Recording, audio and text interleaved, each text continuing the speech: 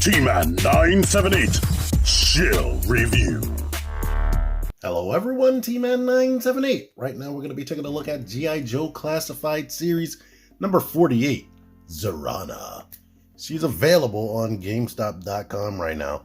I ordered with a couple of my local friends so we can forego shipping prices, because once you pass like a certain amount, you don't have to pay for shipping. So that's a convenient thing for local people like me and my friends. But anyway, here's the artwork right there. Awesome. I'm going to have a link for her on Amazon.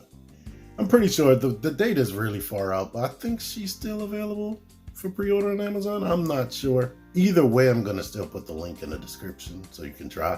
It's my own affiliate link. Anything you purchase after you click that link helps out my channel. And you can get $15 towards your first purchase if you go down in my description even more and sign up for Whatnot if you're not already signed up. If you sign up using my link. But anyway, let's get to this review. Before I keep going on, my previous review was Clint Barton Hawkeye right there from the Disney Plus series. Anywho, Zarana doesn't come with many accessories.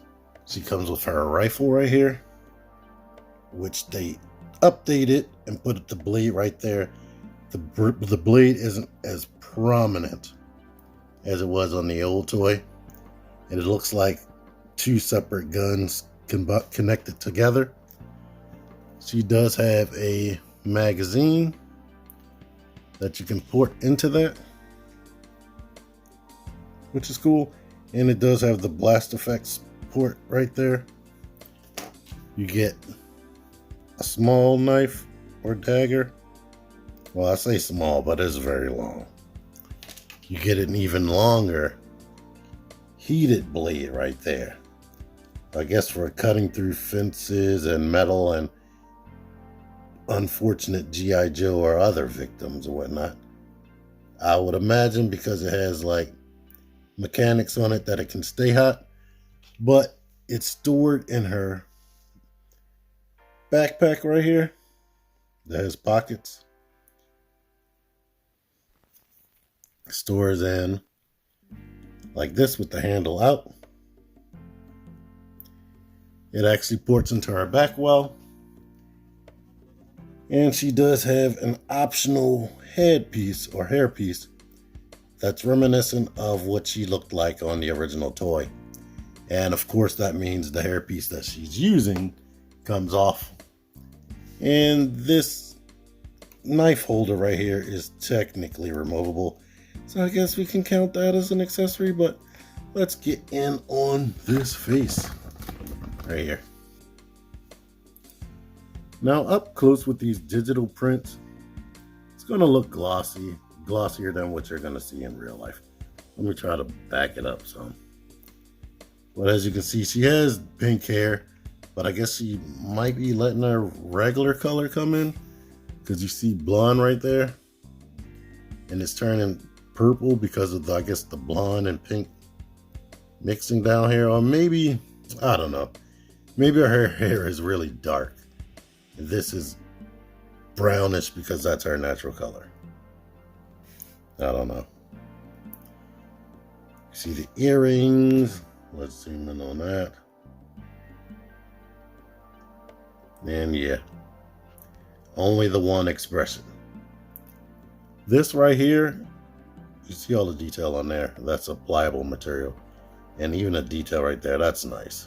This is all separate. This whole piece is actually an overlay.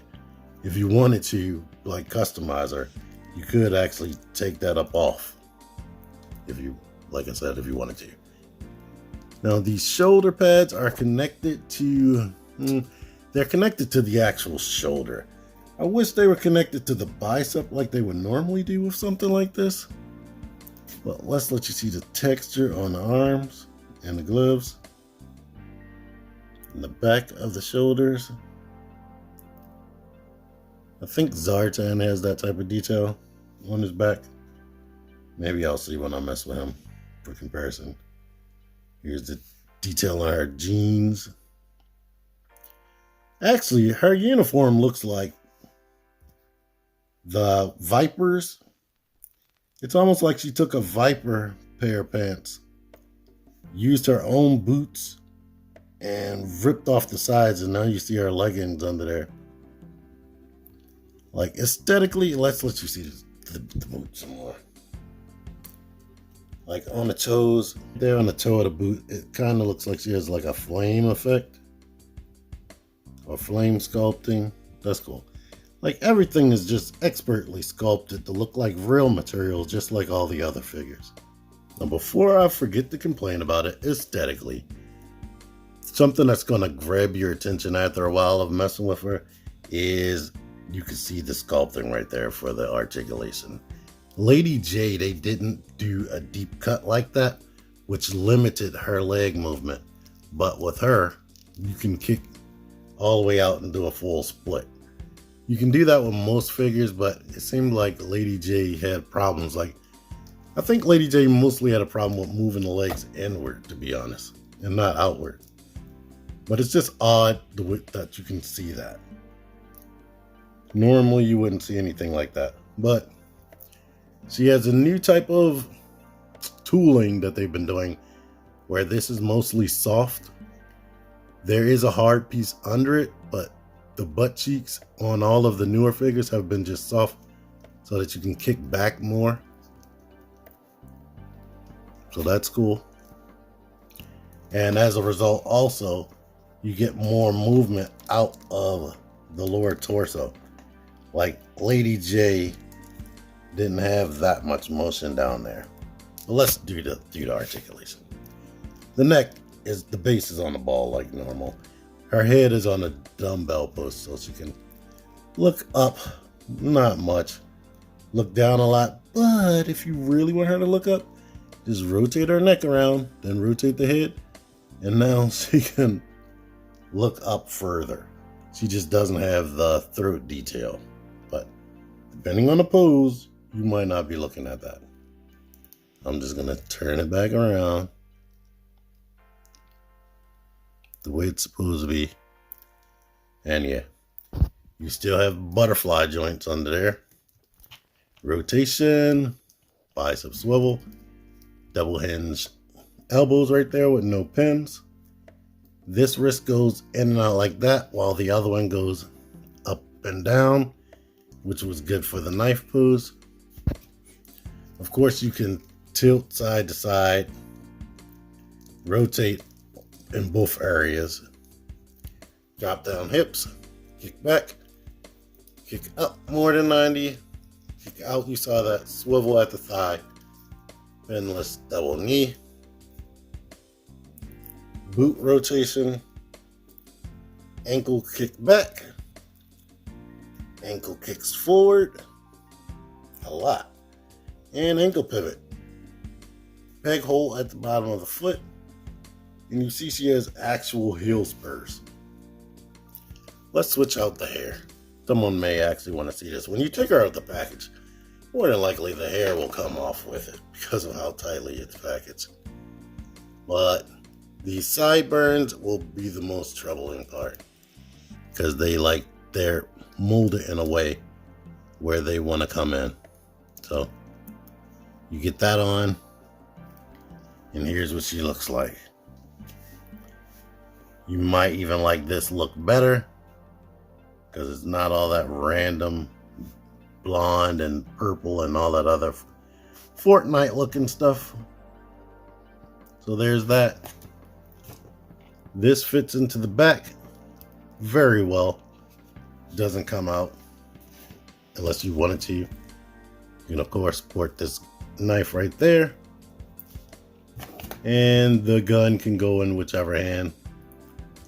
I like to put the gun into the left hand because it goes in and out, which seems to be more useful to me. And knives seem to be better in this hand, since it can rock down like this and she can actually point forward. I like that. I think she looks good. And let's put the other hair on so you can see her all geared up. With this hair. This one, yeah. You just have to make sure that the sideburns are all the way out, basically. In fact, I'm not sure if I had it like that before, but if I didn't, there you go. But I love her posability and her articulation. I like the way she looks, so I'm happy with her. Here she is with Fortnite Victory Royale Series Ragsy. She's kind of taller. Let's put them back to back. They have a similar color scheme and similar Mad Max. I guess you could say they're the same height. But I was messing around, seeing if I could swap heads. Her head actually does fit on this ball joint quite well. Her skin is more tan than Ragsy. Ragsy is very light. So there's that.